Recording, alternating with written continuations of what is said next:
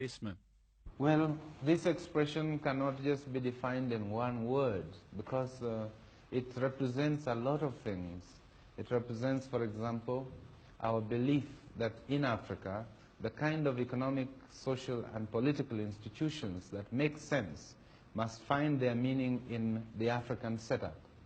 That any new organization which we bring up must be based on some traditional concept to life. It must not just be imported from outside. For example, we are clan-minded, we are tribal-minded in that we are communal in our concept of life. Now, it is necessary that our new institutions are based on this approach, what we have called in our definition of African socialism, mutual social responsibility.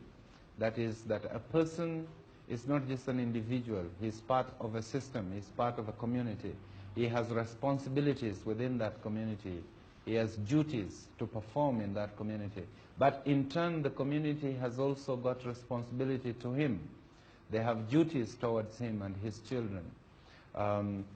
This is a very important concept. The other concept is that every person has got equal value and worth. Although some of our people in traditional life, had a lot of wealth, but their wealth was not really belonging to them as individuals. They held it almost in trust for the rest of the community. And when any of the members of the community got into trouble, or when he wanted cows to pay dowry, he always looked to this as a possession which he could also have access to. So that there is this element of acknowledging individuals as equal humans in the community. The third one is that every decision was made through consultation and discussion and by a consensus. There was no question of one person deciding for the rest or of a minority deciding for the rest.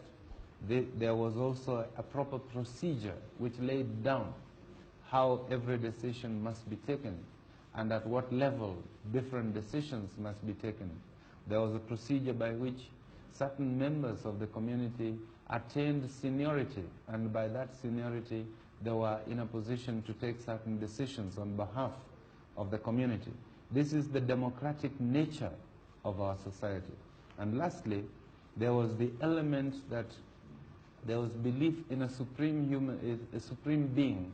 That is, we paid homage to God or gods. We acknowledged there existed a God. We had certain religious functions, not denominational, but born in our tradition.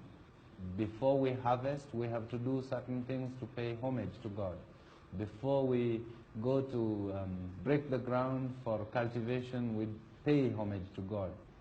So that there is a distinction, for example, between what we believe in as socialists and what the communists believe in. There is a basic distinction. The other distinction with other socialists, say the democratic socialists, the Christian socialists of Europe, and the Labour Party in Britain, is that we believe that our socialism must be founded from certain African traditions. Now, into this Kenya, countries from around the world want to help to come with their aid. And I understand that you are interested in assistance from abroad, is that right? This is true, yes. Now, what kind of aid would you be mostly interested in, Mr. Mboya? Well, there are two major problems in a developing country like ours. One is the shortage of manpower, and the second is the shortage of capital. Capital both for government activities and also for investment in the private sector. So we are interested in aid, in bringing into the country enough capital to facilitate our development. We are also interested in aid in terms of investments, those who wish to invest in the private sector. But you see, if you have capital alone and you don't have the required manpower, you cannot use the capital. And so we are always also interested that where we get capital, we should also get some technical assistance people who can help us to carry out our projects. But our long-term objective is to move away from aid so that we can concentrate on trade. Our policy is to minimize aid and expand trade as the years go by. And we are very anxious to develop trade relations with outside countries.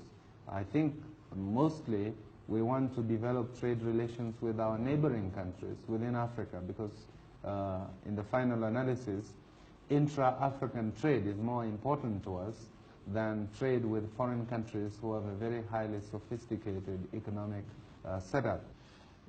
How is your thinking when you think of the slogan Africa for Africans? What role will the Europeans and the Indians play in the future Kenya? Well, I think one thing is to distinguish between what this means in terms of government. What it means in terms of government is that the governments of Africa must be African governments. This is really what it means. Beyond that, we concede, like every other part of the world, that you will have foreigners living amidst our people, and they will be governed by the laws of the land. Also, we have in our constitution provision for other people to become citizens, and there are a number of Asians and Europeans who have become Kenyan citizens since independence, and they will enjoy the same rights as myself or any other African. So to that extent, they are Africans, and they should, just like myself, say Africa is for the Africans. What we're really saying is to exclude foreign powers from interfering in our own local affairs, and also to eliminate colonialism and minority rule from Africa. So if I came here and settled and behaved well and applied for citizenship and acquired citizenship, could I also be a member of your parliament and also be a minister? Yes, in fact, we have a white man who is a minister in the Kenya government. We have another one who is a minister in the Tanzania government. There's another one who is a minister in Zambia. So there are many white people who are already members of parliament and even members of the cabinet. In the case of the Kenya minister, Mr. Mackenzie, he's not only a white man, he is a former South African, but he's become a Kenya citizen, and he is accepted by the Kenya people. He is a member of our party, and as a result, he has become a minister since independence. Now, the East African cooperation between Tanzania, Uganda, and Kenya has been very close, but now Tanzania has broken out more or less and made a strongly socialist goal. Does that affect the cooperation in any way, do you feel? Well, it does depend on how this is done. So long as there is harmony between our policies, we can continue in a cooperation, although our different countries may take different paths towards socialism. I don't believe that Tanzania is any more socialist than Kenya. It is just that their approach is slightly different from ours.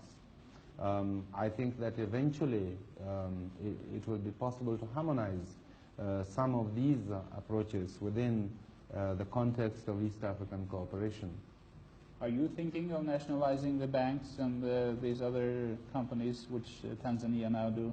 No, we don't think of doing the same things as Tanzania. Our policy on nationalization has been very well defined in our government paper on socialism. We will only nationalize where it becomes absolutely necessary to do so, and where it is because there is no other means of securing the right responses to the economic needs of the country. But we do not nationalize indiscriminately, nor do we believe in it dogmatically. It has been said by people who know quite well the problems of the world that the underdeveloped countries become poorer and poorer, and the rich countries become richer and richer, that the distance is growing larger and getting smaller. Is that true to any extent, and how should we overcome this problem, do you think? This is very true, and I have defined it very, very comprehensively in my speech at Lagos. which I have since published, showing how difficult these terms of aid, terms of loan, and so on have been getting, and also the terms of trade between the developed and developing countries, and also showing how these per capita incomes in the developed countries have been going up, whereas those in the developing countries have been remaining stagnant or even reducing. So there is a definite problem, and it's a problem which must be solved. This is why I proposed that there is a need for a specific Africa development strategy, and that strategy is one intended to put Africa's development on an emergency basis and not just on a casual basis as it is today. It is one which will require that the developing countries make special contribution towards an African development fund. It is one which will require that African states themselves contribute towards a general African development program, which requires cooperation between them. This is something I could speak on for a long time, but which I have defined in a comprehensive document, now published as a Kenya government document under the title A Strategy for a Development Strategy for Africa, which you might find to be very interesting reading. In that connection, I would like to ask you, how do you look upon the development now towards a more common European market? Is that a threat, a further threat to the relation between the richer nations and the poorer nations? No, I don't think so. I think it is a logical development in Europe. I don't think there is very much of an alternative for Europe but to do this, especially with the end of colonial empires. Europe has to reorganize herself. Does this affect Africa in any way? It does, because it means that Africa also must reorganize herself to meet the new European structure, and also that we also, the European concept of the common community must bear in mind that there are other parts of the world and not just Europe, and that Europe owes those parts of the world some cooperation.